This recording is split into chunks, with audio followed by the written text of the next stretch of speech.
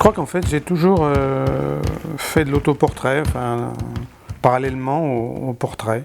Alors un des intérêts c'est que voilà, on a le modèle sous la main, hein, on se met devant sa petite glace et puis on se regarde. Et puis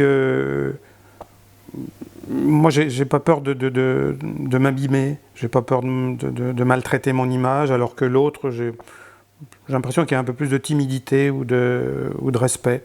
Alors quand je me dessine ou quand je me peins, je m'aperçois qu'il y a ce que je vois dans la glace, c'est en fait toute la tension qui est à l'intérieur, mais la tension du geste de dessiner et de peindre, et que si je ne fais pas l'effort sur mon visage de supprimer cette tension, eh ben je me peins ou je me dessine avec un visage un peu tordu, en faisant la gueule, enfin avec une dureté.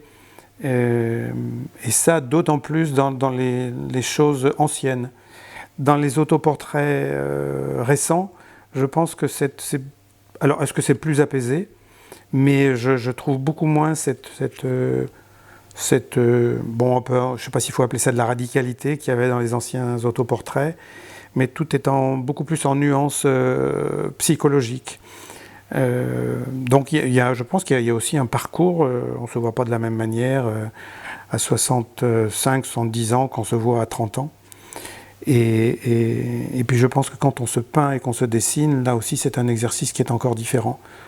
Plus on se peint, plus on s'éloigne peut-être de cette dimension psychologique pour aller vers un acte de peinture qui a sa propre logique.